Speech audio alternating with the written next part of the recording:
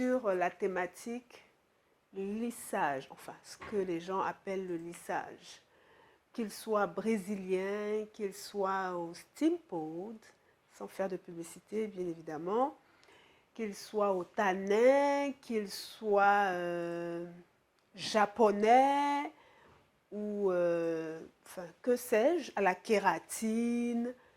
Nous allons parler de la réalité en fait qui se cache derrière les lissages. Donc vraiment, nous vous invitons à partager le direct pour faire profiter toute la communauté afro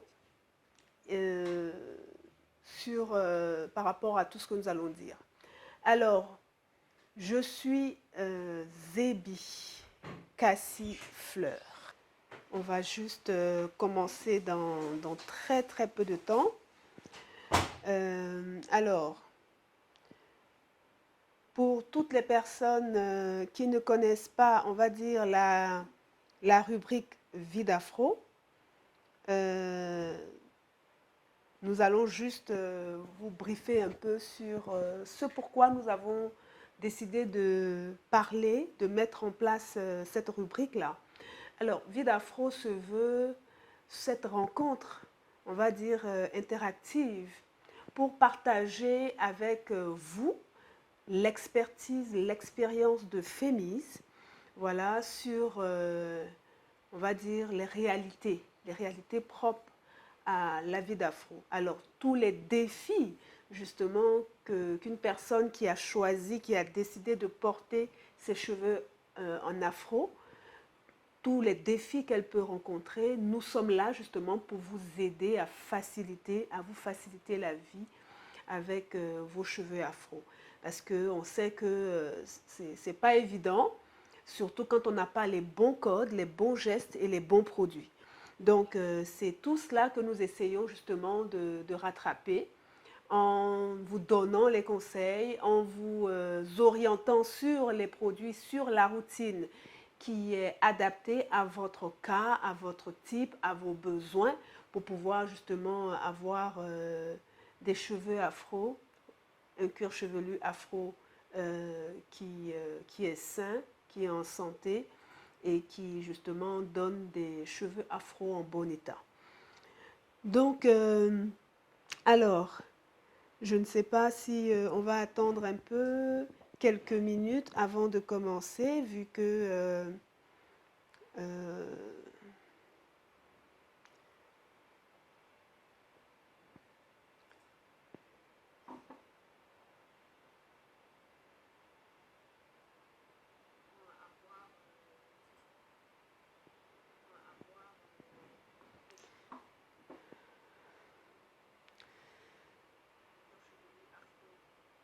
donc nous allons démarrer.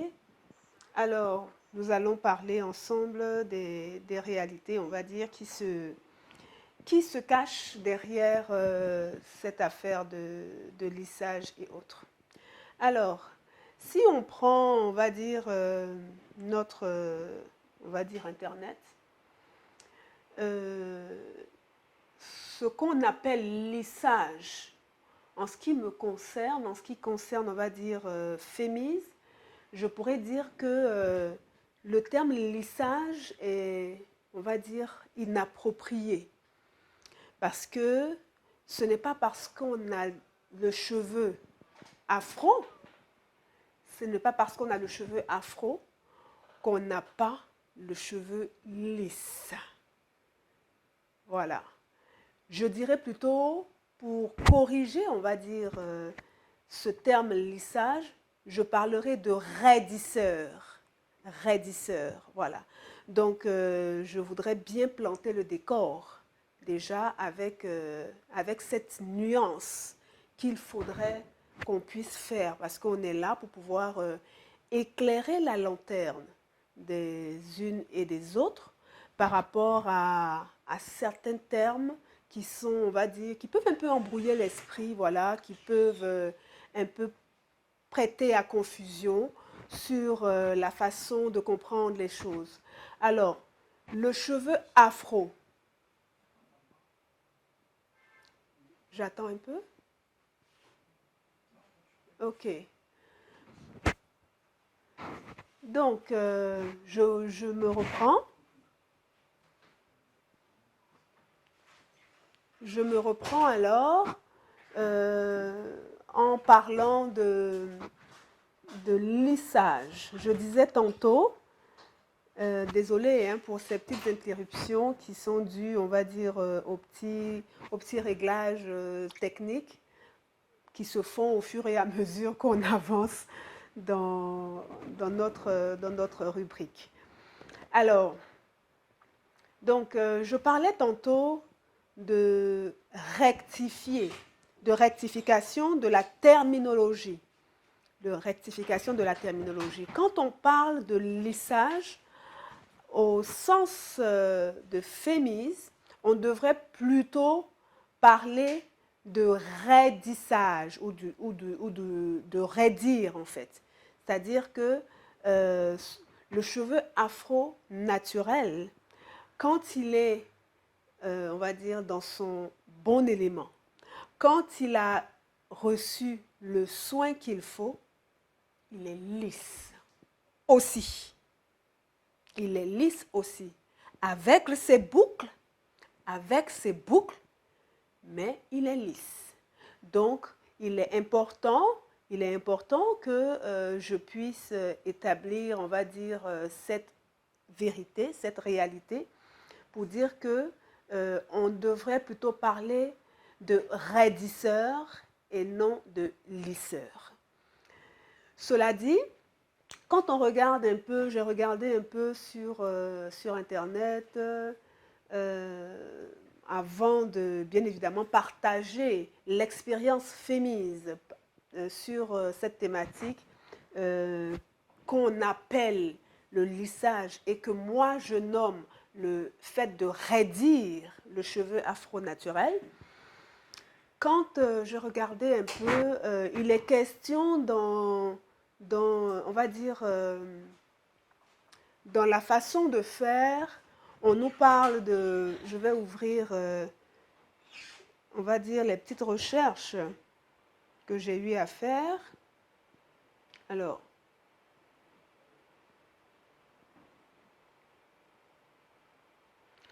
d'abord, tout ce qui concerne cette affaire de raidir les cheveux ou, entre guillemets, lisser les cheveux, on s'entend. Je pense que vous comprenez pourquoi est-ce que je parle aujourd'hui de raidir et non de lisser, puisque je viens de l'expliquer tout à l'heure. Pour celles et ceux qui n'ont pas compris, je reviendrai là-dessus tout à l'heure. Déjà, de prime abord, quand on va sur Internet et qu'on parle de lissage, la première chose qu'on voit, c'est beaucoup d'images qui ont attrait, qui sont en relation avec un cheveu de type caucasien ou un cheveu de type européen. Voilà. Ça, c'est la première chose. Vous allez sur le moteur de recherche, vous saisissez lissage brésilien ou que sais-je. Bon, vous allez voir, en tout cas, ce sont des cheveux. Pour l'essentiel, ce sont des cheveux de type caucasien. Donc, déjà, le décor se plante pour dire que, à la base, le lissage, entre guillemets, tel qu'il a été conçu, il n'est pas fait pour le cheveu de type afro, puisque déjà, au niveau des images, des premières images qu'on a, on nous montre des images qui sont en rapport avec le cheveu de type caucasien. Donc, c'est important de comprendre cela aussi. C'est important parce que, comme on le sait, la cosmétique en général, nous avons, en tant que personnes afro, nous avons des particularités au niveau de, on va dire, de notre cuir chevelu, au niveau de notre peau, au niveau de nos cheveux.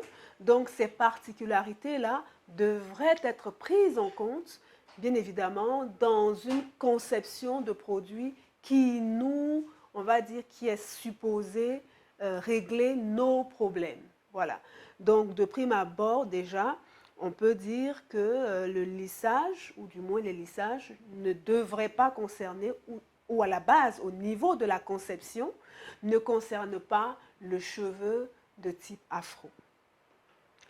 Alors, quand on avance au niveau, on va dire, des explications ou de la méthodologie de ce que c'est en fait un lissage, alors je vais essayer peut-être de parcourir et de lire rapidement.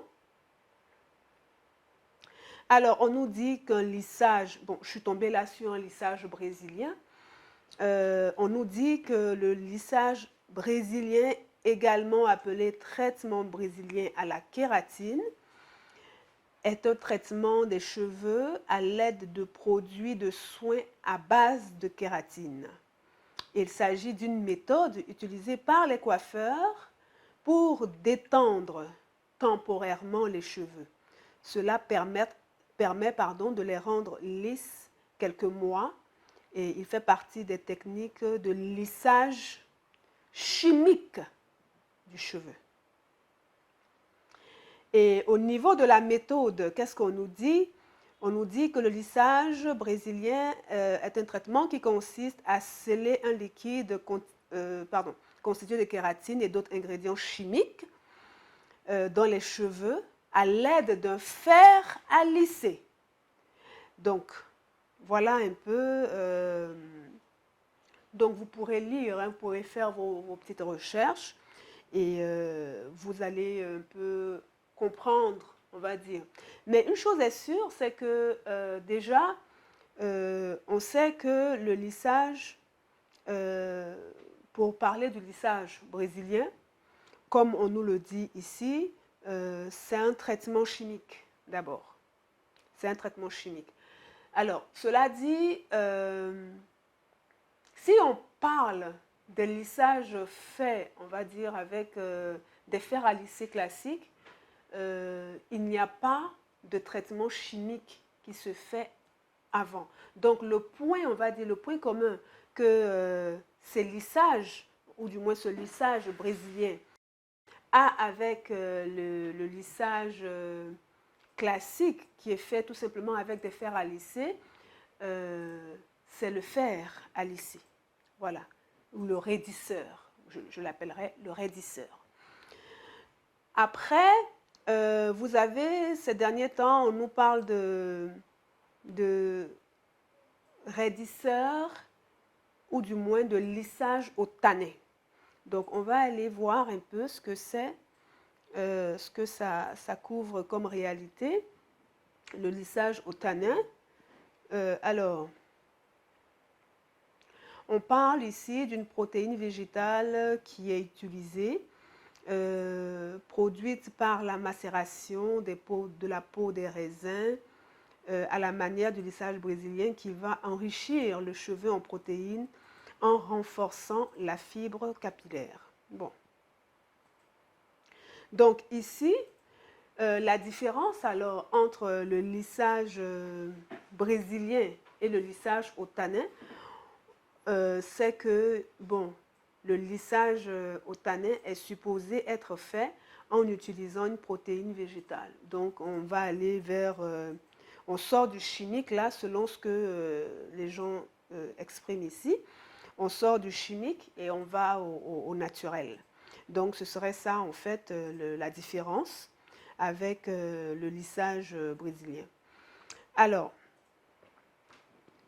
qu'est-ce qu'il y a comme réalité? D'abord, ce qu'il est important de comprendre, c'est que parler d'un lissage ou du fait de raidir et de l'appeler un traitement, en ce qui concerne le cheveu afro, pour ce qu'on a pu constater, c'est totalement un leurre. Pourquoi? C'est un leurre parce que déjà, on a naturellement, en tant que personne afro, nous avons des cheveux secs. Nous avons des cheveux secs naturellement. Alors, Imaginez un seul instant que vous, ayant des cheveux secs, vous utilisez une chaleur et pas des moindres, sur ce cheveu qui est déjà sec.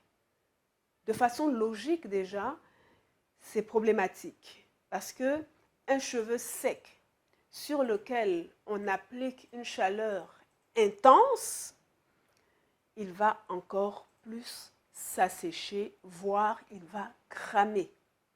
Donc ça, c'est juste une question de logique pure et simple. Et ce qu'il faut savoir aussi, c'est que les lissages utilisent, on va dire, pour pouvoir raidir un cheveu afro, on doit tourner autour de, au minimum, 200 degrés. 200 degrés.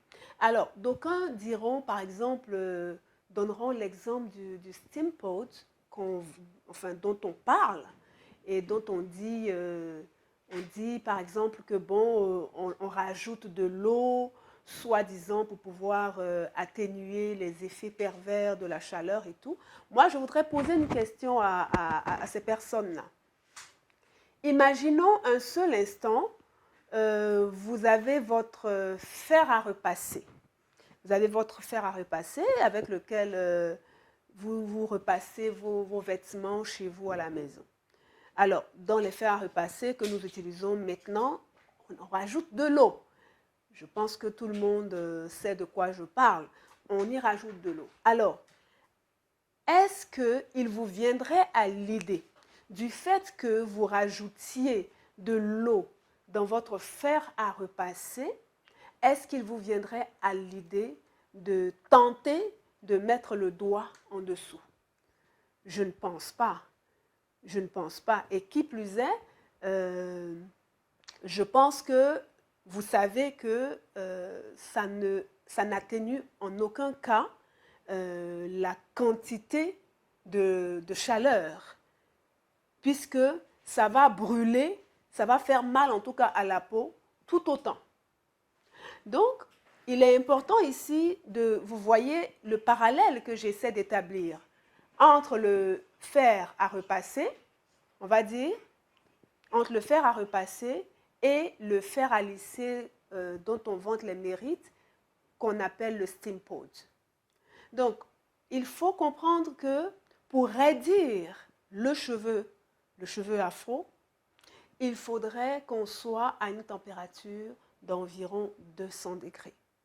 Donc, après, vous pourriez peut-être m'opposer, on va dire, l'usage des protecteurs de chaleur.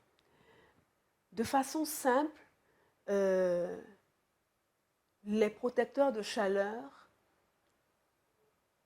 je ne sais pas si vous pensez qu'un protecteur de chaleur peut, on va dire, tenir devant une température aussi élevée. 200 degrés, c'est énorme. Déjà, quand on fait de la cuisine, on est déjà à 100 degrés, on ne peut pas mettre la main. À plus forte raison, le double.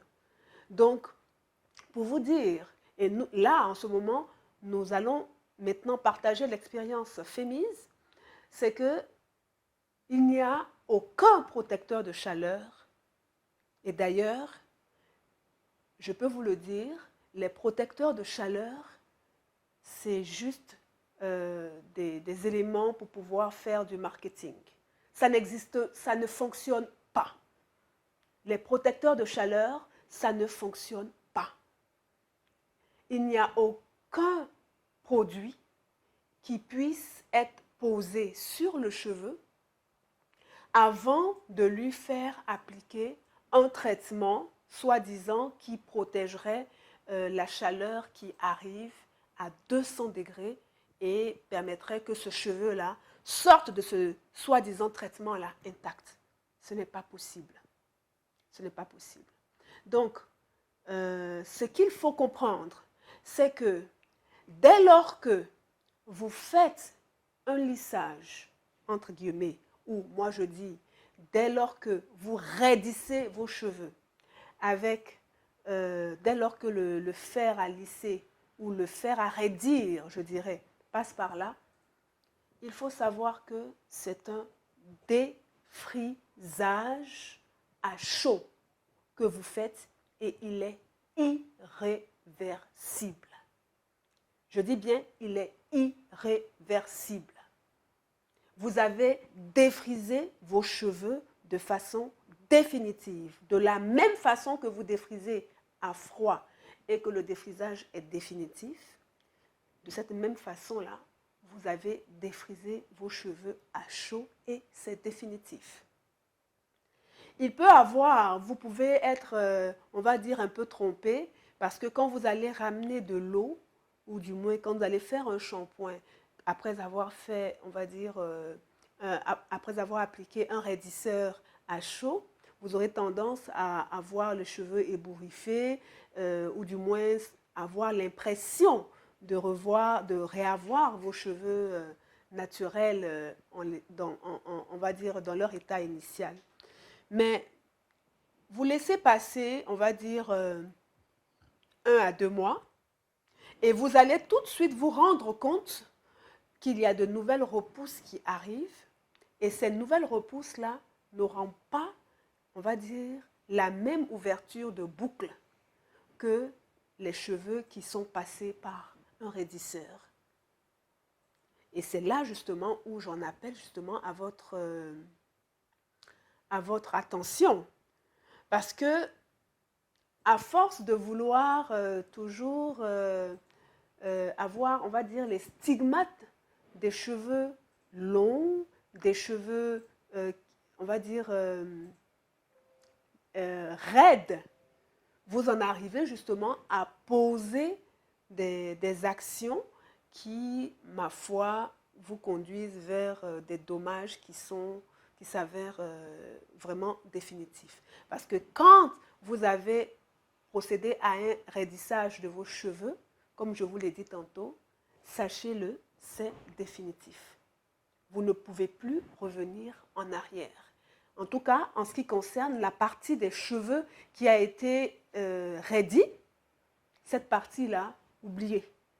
Vous allez faire, si vous voulez récupérer vos boucles dans leur état, on va dire, initial, il va vous falloir repasser par un big chop ou bien faire une transition.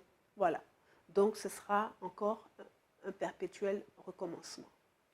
Donc, aujourd'hui, en tout cas, il était vraiment important que nous apportons ce rectificatif-là sur ces pratiques qu'on appelle lissage et que je nomme raidir les cheveux, de sorte à ce que vous compreniez vraiment les enjeux. Voilà. Maintenant que vous savez cela à partir de maintenant, vous pouvez décider en connaissance de cause. Après, chacun fait ce qu'il veut. Mais la première chose, c'est que vous sachiez effectivement que raidir les cheveux avec un fer à lisser ou un fer à raidir, comme j'aime bien l'appeler, que ce soit une méthode dite raidisseur brésilien ou raidisseur au tanin ou raidisseur au steam pod ou raidisseur japonais ou que sais-je, il faut savoir que cette action-là va vous défriser les cheveux de façon définitive, de la même façon que ça se passe avec les produits défrisants à froid. Au niveau de l'effet, en tout cas, de défrisage, de l'ouverture de la boucle ou de raidir, vous allez être sur le même effet, le même résultat.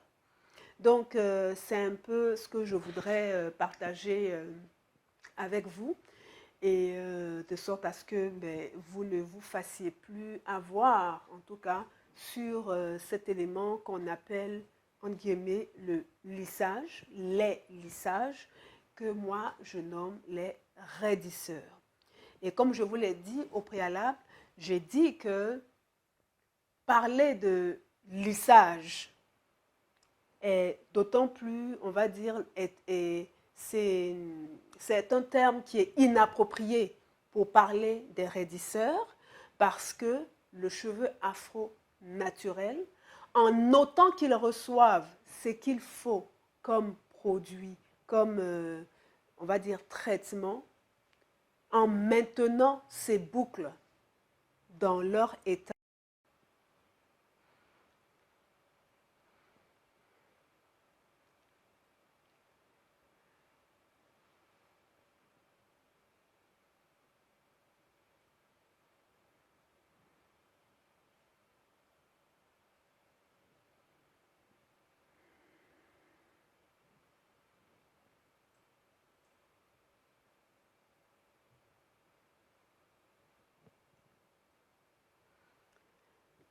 Donc, si c'est bon pour vous, eh bien, ça va être bon pour nous aussi. Et nous vous attendons dans les questions. N'hésitez pas à nous dire en commentaire, à partager votre expérience au niveau des raidisseurs, et de sorte à ce que on puisse échanger sur cette thématique qui peut être sur laquelle on peut avoir certainement beaucoup de choses à dire. Donc, partagez encore votre expérience après avoir effectué cet acte de raidir les cheveux, voilà, avec des raidisseurs, peu importe lequel. Partagez avec nous vos expériences et puis dites-nous en commentaire ce que vous en pensez. Sur ce, on va vous dire à très très bientôt, à très vite, en espérant que nous avons répondu à vos préoccupations, que nous avons, on va dire, un petit peu éclairé votre lanterne sur cette thématique qui est, entre parenthèses, ou du moins entre guillemets, le lissage, ou les lissages, qu'ils soient brésiliens, au tanin, que ce soit avec une brosse lissante, que ce soit avec le steam pod, que ce soit un lissage japonais, enfin, que sais-je. Voilà. Donc, sur ce, je vous dis à très bientôt sur Vidafro. Au revoir.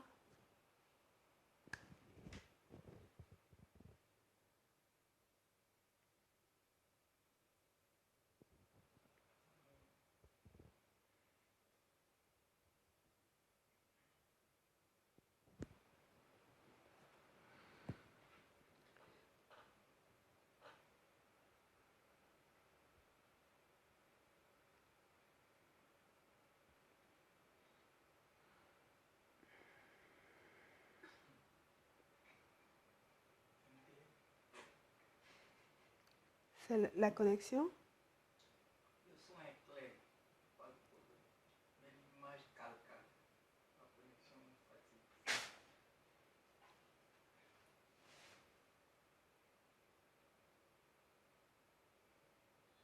Mais c'est coupé là, c'est bon? Ouais, ça va. Bon.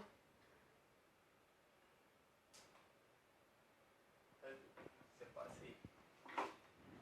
C'est passé, mais l'image là, la connexion me fatigue. C'est comme beaucoup. Non, le son n'a pas coupé. Le son tourne carrément. Bon. Mais donc, il faut faire quoi? Donc, si c'est bon pour vous, eh bien, ça va être bon pour nous aussi.